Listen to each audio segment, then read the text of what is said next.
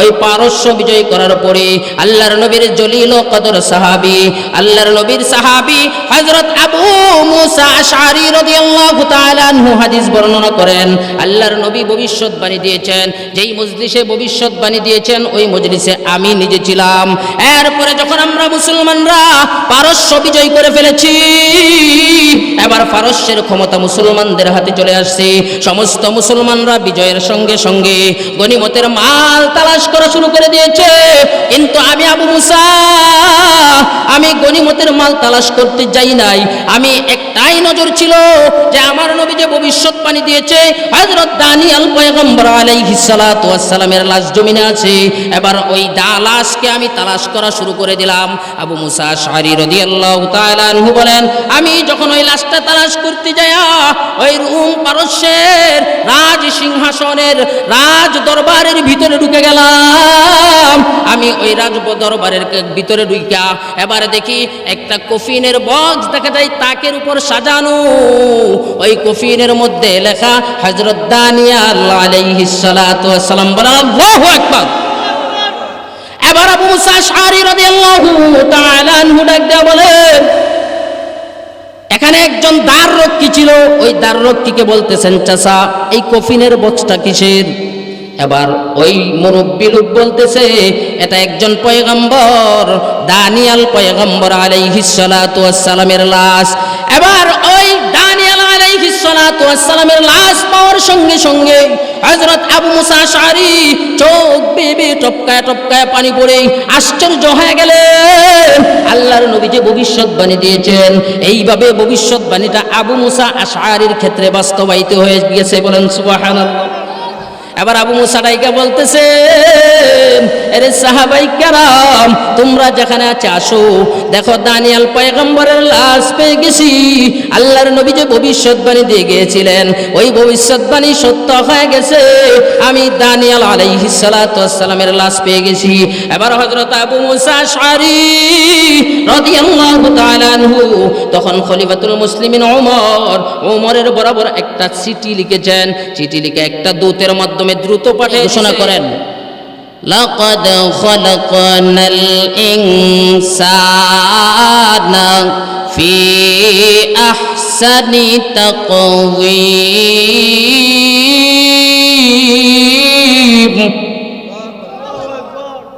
আল্লাহ পাক বলেন, আমি মানুষকে সুন্দর সুগঠন দিয়া, সুন্দর একটা আকৃতি দিয়া আমি মানুষ সৃষ্টি করেছি। বলেন সুবহানাল্লাহ। এরে বাজান, এটা একটা অনেক বড় নিয়ামত। তারপরে আল্লাহ পাক রব্বুল আলামিন আরেকটা বড় নিয়ামত আমাদেরকে দিয়েছেন, সেই নিয়ামতটা হলো ঈমান। জোরে বলেন সুবহানাল্লাহ। এরে বাবা, আল্লাহ যদি চেষ্টা করতেন, আল্লাহ যদি চাইতেন, আপনাকে আমাকে হিন্দুর ঘরে জন্ম দিতে পারতেন কি পারতেন না? আপনাকে আমাকে একজন খ্রিস্টানের ঘরে জন্ম দিতে পারতেন কি পারতেন না? একটু মুখ খুলে কথা বলেন। আল্লাহ যদি চাইতেন আমাকে একটা বিধর্মীর ঘরে জন্ম দিতে পারতেন, কিন্তু আল্লাহ দয়া ও মায়া করিয়া আপনাকে আমাকে মুসলমানের ঘরে জন্ম দিয়া মুসলমান বানাইছেন, এটা সবচেয়ে বড় নিয়ামত। বলেন আলহামদুলিল্লাহ। আরেকটা বড় নিয়ামত হলো আল্লাহ পাক রব্বুল আলামিন আমাকে আপনাকে এমন একজন নবীর উম্মত বানাইছেন, যেই নবীর উম্মত হওয়ার জন্য নবীরা পর্যন্ত দোয়া করেছেন। আপনি আর আমি কি কোনোদিন দোয়া করেছিলাম? না করা সত্ত্বেও কে মেহেরবানি করেছেন? আল্লাহ। তাহলে আল্লাহ আমাকে এত মেহেরবানি করে এমন একজন নবীর উম্মত বানাইছেন। আল্লাহ চাইলে পারতেন অন্য নবীর উম্মত বানাইতে, কিন্তু আল্লাহ আমাকে আপনাকে শ্রেষ্ঠ নবীর উম্মত বানাইছেন, যেই নবীর উম্মত হওয়ার জন্য নবীরা পর্যন্ত দোয়া করতে। বলেন আল্লাহু আকবার। তো ভাইয়েরা আমার, দেখেন কত বড় নিয়ামত আল্লাহ পাক রব্বুল আলামিন আপনাকে আমাকে দিয়েছেন, যেই নিয়ামত কোনোদিন আপনি আমি চাই নাই।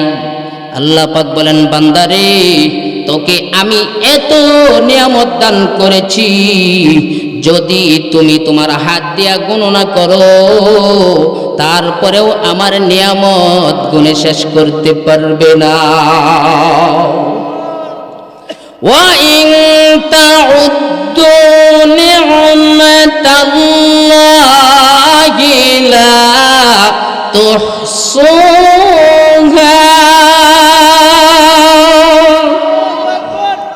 আল্লাহ পাক রব্বুল আলামিন বলেন, বান্দা তোমাকে আমি এত নিয়ামত দিয়েছি, তুমি একটা একটা নিয়ামত গণনা করলেও তুমি কোনোদিন আমার নিয়ামত গুণে শেষ করতে পারবে না। আমার নিয়ামতগুলোর শুকরিয়া আদায় করতে যাইয়া তুমি যদি তোমার সারাটা জীবন সেজদায় পড়ে থাকো, তারপরেও আমি মাওলার নিয়ামতের শুকরিয়া আদায় শেষ করতে পারবে না। এই জন্য আল্লাহ পাক রব্বুল আলামিন বলেন, তুমি মাওলার নিয়ামতের শুকরিয়া আদায় বেশি বেশি করো। যদি মাওলার নিয়ামতের শুকরিয়া আদায় বেশি বেশি করো, তাহলে আমার মাওলা তোমার নাজ নিয়ামত আরো বাড়াইয়া দিবেন। লাইন শাকারতুম লাআযীদান্নাকুম ওয়া লাইন কাফারতুম ইন্না আযাবী লাশাদীদ।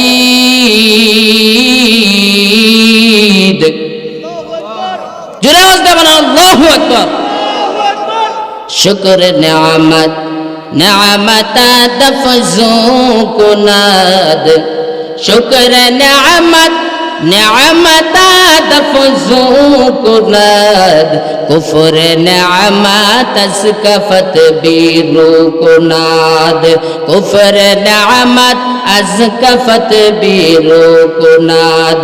শুকর গুজার বান্দা গৌরে দুনিয়ায়, যার কারণে নাজ নিয়ামত বেড়ে যায়।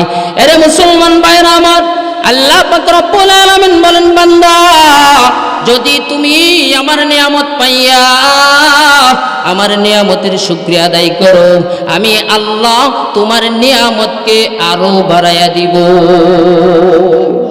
আর যদি তুমি আমার নিয়ামত পাওয়ার পরে যদি তুমি আমার নিয়ামতের না শুকরিয়া করো, আমি আল্লাহ তোমার জন্য কঠিন আযাবের ব্যবস্থা করে রাখছি। এই জন্য ভাইয়েরা রে, আবার আল্লাহর নবী, আমার নবী, আপনার নবী এমন একজন দামি নবী, যেই নবীর উম্মত হওয়ার জন্য পয়গম্বররা পর্যন্ত দোয়া করতেন। অনেক পয়গম্বর দোয়া করেছেন, কিন্তু একজন পয়গম্বর ভিন্ন ধর্মী দোয়া করেছেন। আল্লাহ পাক রব্বুল আলামিন তার দোয়াটা কবুল করেছেন। ওই পয়গম্বরের নাম হলো দানিয়েল আলাইহিস সালাতু ওয়াস সালাম।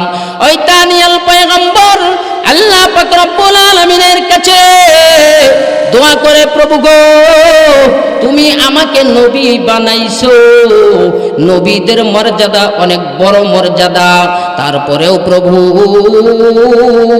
তোমার হাবিব বিশ্ব নবী সাল্লাল্লাহু আলাইহি ওয়াসাল্লাম অনেক দামি নবী। যদি আল্লাহ তুমি তো আমার দোয়া জানি কবুল করবা না, আমাকে ওই নবীর উম্মত বানাইবা না, তারপরেও মাওলা গো, আমি তোমার কাছে এমন একটা দোয়া করতেছি, তুমি আমার দোয়াটা কবুল করো।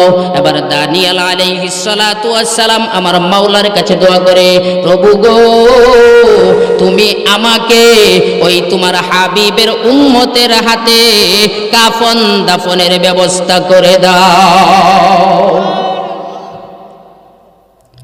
এবার আল্লাহ পাক রব্বুল আলামিন ওই দানিয়েল আলাইহিস সালাতু ওয়াস সালামের দোয়াটা কবুল করেছেন।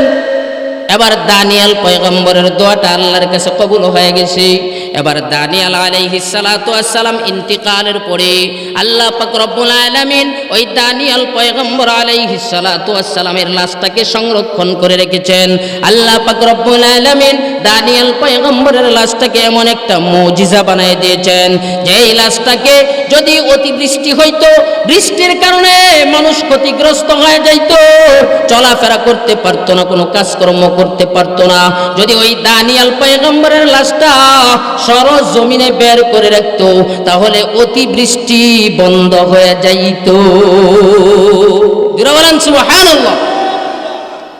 আবার যদি অনাবৃষ্টির কারণে চতুর্দিকে শুধু হাহাকার আর হাহাকার, পানি নাই পানি নাই, এমনই মুহূর্তে যদি ওই দানিয়েল পয়গম্বরের লাশটাকে জমিনে রাখা হইতো, আল্লাহ পাক রব্বুল আলামিনের পক্ষ থেকে রহমতের বৃষ্টি শুরু হইয়া যাইতো।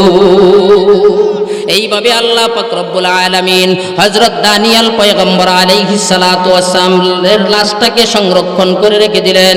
এইদিকে আল্লাহর নবী বিশ্ব নবী মুহাম্মদুর রাসূলুল্লাহ সাল্লাল্লাহু আলাইহি ওয়াসাল্লাম ওই সাহাবায়ে কেরামদেরকে ভবিষ্যৎবাণী দিয়েছেন, ও আমার সাহাবীরা, যদি তোমরা ওই দানিয়াল আলাইহিস সালাতু ওয়াস সালামের লাশটা পাও, যেই দানিয়াল আলাইহিস সালাতু ওয়াস সালামের দোয়া আল্লাহ কবুল করেছেন, লাশটাকে আল্লাহ সংরক্ষণ করে রেখেছেন, যদি তোমরা কখনো পাও, তাহলে তোমরা পাওয়ার সঙ্গে সঙ্গে ওই দানিয়াল পয়গম্বরের লাশটাকে কাফন দাফনের ব্যবস্থা করে দিবে। বলেন সুবহানাল্লাহ।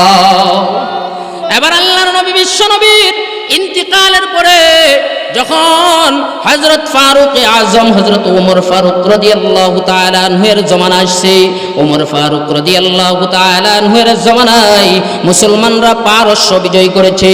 ওই পারস্য বিজয় করার পরে আল্লাহর নবীর জলিল ও কদর সাহাবী, আল্লাহর নবীর সাহাবী হযরত আবু মুসা আশআরী রাদিয়াল্লাহু তাআলা আনহু হাদিস বর্ণনা করেন, আল্লাহর নবী ভবিষ্যৎবাণী দিয়েছেন, যেই মজলিসে ভবিষ্যৎবাণী দিয়েছেন ওই মজলিসে আমি নিজে ছিলাম। এরপরে যখন আমরা মুসলমানরা পারস্য বিজয় করে ফেলেছি, এবার পারস্যের ক্ষমতা মুসলমানদের হাতে চলে আসছে, সমস্ত মুসলমানরা বিজয়ের সঙ্গে সঙ্গে গনিমতের মাল তালাশ করা শুরু করে দিয়েছে। কিন্তু আমি আবু মুসা, আমি গনিমতের মাল তালাশ করতে যাই নাই, আমি একটাই নজর ছিল যে আমার নবী যে ভবিষ্যৎবাণী দিয়েছে হযরত দানিয়াল পয়গম্বর আলাইহিস সালাতু ওয়াস সালামের লাশ জমিনে আছে, এবার ওই লাশকে আমি তালাশ করা শুরু করে দিলাম। আবু মুসা আশআরী রাদিয়াল্লাহু তাআলা আনহু বলেন, আমি যখন ওই লাশটা তালাশ করতে যায়া ওই রোম পারস্যের রাজ সিংহাসনের রাজ দরবারের ভিতরে ঢুকে গেলাম। আমি ওই রাজ দরবারের ভিতরে ঢুকা এবার দেখি একটা কফিনের বক্স দেখা যায় তাকের উপর সাজানো, ওই কফিনের মধ্যে লেখা হযরত দানিয়াল আলাইহিস সালাতু ওয়াস সালাম। বলেন আল্লাহু আকবার। এবার আবু মুসা আশআরী রাদিয়াল্লাহু তাআলা আনহু ডাক দেয়া বলেন, এখানে একজন দ্বাররক্ষী ছিল, ওই দ্বাররক্ষীকে বলতেছেন, চাচা এই কফিনের বক্সটা কিসের? এবার ওই মুরব্বী লোক বলতেছে, এটা একজন পয়গম্বর দানিয়াল পয়গম্বর আলাইহিস সালাতু ওয়াস সালামের লাশ। এবার ওই দানিয়াল আলাইহিস সালাতু ওয়াস সালামের লাশ পাওয়ার সঙ্গে সঙ্গে হযরত আবু মুসা আশআরী চোখ বেয়ে টপকায় টপকায় পানি পড়ে আশ্চর্য হয়ে গেলেন।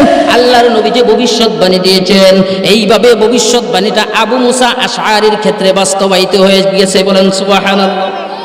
এবার আবু মুসা ডাইকা বলতেছে, আরে সাহাবায়ে কেরাম, তোমরা যেখানে আছে আসো, দেখো দানিয়াল পয়গম্বরের লাশ পেয়ে গেছি।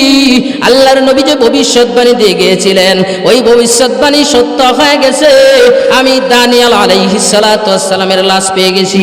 এবার হযরত আবু মুসা আশআরী রাদিয়াল্লাহু তাআলা আনহু তখন খলিফাতুল মুসলিমিন ওমরের বরাবর একটা চিঠি লিখেছেন, চিঠি লিখে একটা দূতের মাধ্যমে দ্রুত পাঠিয়ে দিয়েছেন যে খলিফাতুল মুসলিমিন ওমরের কাছে পৌঁছায় দিবা।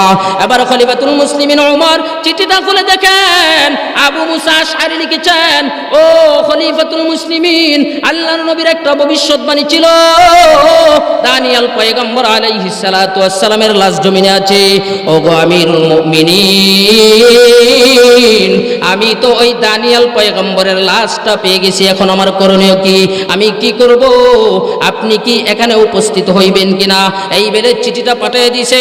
আবার প্রতি উত্তরে খলিফাতুল মুসলিমিন ওমর আরেকটা চিঠি লিখে পাঠিয়ে দিলেন, ও আবু মুসা আশআরী, আমার হয়তো আসতে দেরি হয়ে যাবে, কিন্তু তোমরা আমার এই চিঠিটা পাওয়া মাত্রই ওই দানিয়াল পয়গম্বরের লাশটাকে কাফন দাফনের ব্যবস্থা করে দিবা।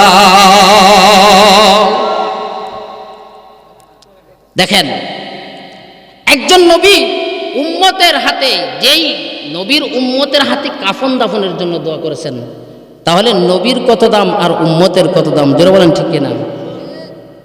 উম্মতের দাম আছে না নাই? কিন্তু আমরা তো আমাদের দাম বুঝি না। এই নবীর উম্মতের এত দাম, এত দাম, কাল কিয়ামতের কঠিন হাসরের ময়দানে সমস্ত নবীদের উম্মতের আগে উম্মতে মুহাম্মাদি জান্নাতে প্রবেশ করবে। সুবহানাল্লাহ বলতেন না আপনারা? রাগ করছেন? রাগ করছেন? যারা বলেন নারায়ে তাকবীর, নারায়ে তাকবীর।